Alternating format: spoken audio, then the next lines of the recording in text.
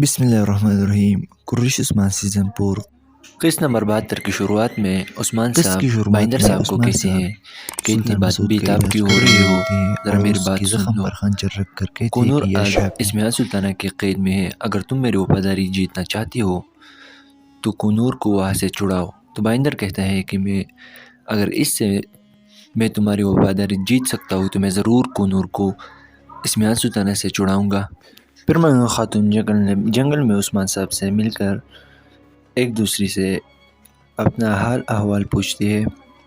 پھر ہمیں دکھایا جاتا ہے کہ بینگے خاتون بالا خاتون کا پیچھا کرتے ہوئے اس جگہ پر پہنچ جاتی ہے۔ جب یہ لڑکی پیچھے مڑتی ہے تو یہ الچچک ہوتی ہے۔ بینگے خاتون حیرانی سے کہتی ہے کہ الچچک تم یہاں کیا کر رہی ہو؟ الچچک کہتی ہے کہ اماں جان آپ کیا کہہ رہی ہے، مجھے کچھ سمجھ نہیں آ رہا۔ تو بینگے خاتون کہتی ہے کہ آپ نے یہ کیا پہن رکھا ہے؟ تو الچچک کہتی ہے کہ بالا نے مجھے یہ دیا اور میں نے پہن لیا۔ تو بینگے خاتون حیرانی سے کہتی ہے کہ بالا نے تمہیں یہ دیا، اور پھر بینگے خاتون ایک ناگوار سا چیخ لگاتی ہے۔ پھر بالا خاتون عثمان کے پاس جنگل میں پہنچ جاتی ہے اور ایک دوسرے کا احوال پوچھ کر گلے ملتے ہیں۔ عثمان بالا خاتون سے پوچھتا ہے کہ کیا مہر لے آئی ہو؟ تو بالا خاتون مسکرا کر کہتی ہے کہ ہاں میں لے کر آئی ہوں۔ تو ملہون خاتون عثمان سے پوچھتی ہے کہ اب ہم کیا کرنے جا رہے ہیں عثمان صاحب؟ عثمان جواب دیتا ہے کہ سلطان کی مہر کے سامنے کوئی نہیں ٹک سکے گا، اب ہم اپنے قلعے واپس لیں گے۔ پھر عثمان صاحب ملہون خاتون سے کہتی ہے کہ آپ قلعہ حصار قلعہ لیں گے، جبکہ بالا خاتون کو کہتی ہے کہ آپ قلعہ حصار قلعہ لیں گے اور میں بلیجک پر قبضہ کروں گا۔ پھر بائندر صاحب کا چمچہ حسین دکھایا جاتا ہے۔ حسین کہتے ہیں کہ کیا ہم کلم کلا اسمیہ سلطانہ کی مخالفت کریں گے؟ تو بائندر جواب دیتا ہے کہ اسمیہ سلطانہ کا کلم کلا مخالفت کرنا آگ میں جھونکنے کے برابر ہے۔ پھر بائندر صاحب حسین سے کہتے ہیں کہ جلدی کرو، میرے زخم کو داغو۔ جب حسین بائندر صاحب کے زخم کو داغتا ہے تو یہ بہت فنی سین ہوتا ہے اور وہ کہتے ہیں کہ اماں پھر سین بدلتا ہے اور ہمیں پرک دکھائی جاتی ہے جو کہ کونور الپ پر تشدد کر رہی ہوتی ہے۔ اتنی میں اسمیہ سلطانہ آتی ہے اور کہتی ہے کہ اس نے ابھی تک منہ نہیں کھولا۔ پرک جواب دیتی ہے کہ نہیں۔ اسمیہ سلطانہ کہتی ہے کونور سے کہ تم عثمان کے رازوں کی حفاظت کر رہی ہو، لیکن تمہارے پاس آخری چانس ہے، جتنا پیسہ مانگو گے میں آپ کو دوں گی، لیکن عثمان کے راز ہمیں بتا دو۔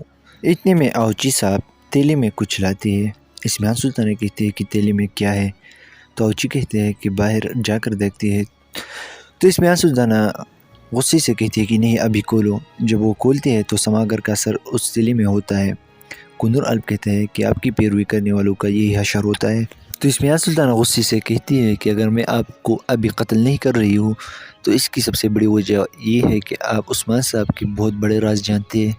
پھر ہمیں بلیجک قلعہ دکھایا جاتا ہے۔ الوپ اپنے تخت پر بیٹھا ہوتا ہے اور عثمان قلعے میں ایک ہیرو کی طرح انٹری مارتا ہے۔ جب عثمان الوپ کے پاس آتا ہے تو الوپ کہتا ہے کہ تم یہاں ایسے نہیں آ سکتی، یہ میرا قلعہ ہے۔ تو عثمان جواب دیتا ہے کہ یہ قلعہ اب تمہارا نہیں رہا، یہ میرا قلعہ ہے۔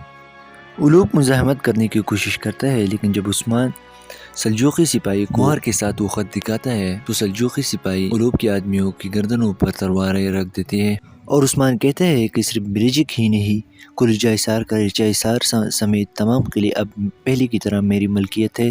پھر شیخ ادب سلطان مسعود کو سوغات لانے کی کوشش کر رہے ہوتے ہیں، لیکن وہاں سپاہی انہیں روک دیتے ہیں۔ سپاہی گاڑی کی تلاشی لیتی ہے۔ شیخ ادب کہتے ہیں کہ اس میں صرف سیب موجود ہے۔ پھر بلیجک قلعہ دکھایا جاتا ہے اور سلجوقی کمانڈر کہتے ہیں کہ حکم واضح ہے الوپ، ہم قلعہ عثمان صاحب کو دیں گے، اور عثمان صاحب کے حوالے قلعے کو کر دیتے ہیں۔ جبکہ دوسری طرف اورحان اور ملہون خاتون قلعہ حصار قلعے کو حاصل کر لیتے ہیں، جبکہ تیسری طرف بالا خاتون اور علاؤالدین قلعہ حصار قلعے کو حاصل کر لیتے ہیں۔ پھر الوپ بڑبڑاتے ہوئے کہتا ہے کہ میں تم سے وہ سب واپس لے لوں گا جو تم نے مجھ سے لیا ہے، یہ پہلے سے زیادہ مشکل ہوگا، اور عثمان صاحب اس کو بے عزتی کے ساتھ رخصت کر دیتے ہیں۔ پھر ہمیں اورحان، علاؤالدین اور فاطمہ دکھائی جاتی ہے۔ فاطمہ تلوار پکڑنے کی کوشش کرتی ہے، لیکن تلوار اس کے ہاتھ سے گر جاتا ہے۔ فاطمہ کہتی ہے کہ میں بہت کمزور ہوں۔ اتنے میں کمرال ابدال آ کر کہتا ہے کہ طاقت صرف کلائی کی طاقت سے نہیں ہوتی، بلکہ دماغ سے بھی ہوتی ہے۔ کیا تم نے شعر اور ایک کہانی سنی ہے؟ تو وہ کہتے ہیں کہ نہیں۔ تو کمرال عبدال کہتے ہیں کہ قریب آؤ، میں تم لوگوں کو ایک حکایت سناتا ہوں۔ پھر کمرال عبدال شیر اور لکڑہاری کی کہانی ان کو سناتا ہے، جو کہ آپ یقیناً جانتے ہوں گے۔ اگر نہیں جانتے تو مختصر بتا دوں کہ ایک شیر آتا ہے اور اس آدمی سے کہتے ہیں کہ میں اس جنگل کا بادشاہ ہوں، آپ کمزور ہے۔ تو لکڑہارا کہتے ہیں کہ نہیں، میں آپ سے لڑائی لڑوں گا، لیکن پہلے گھر جا کر اجازت لوں گا۔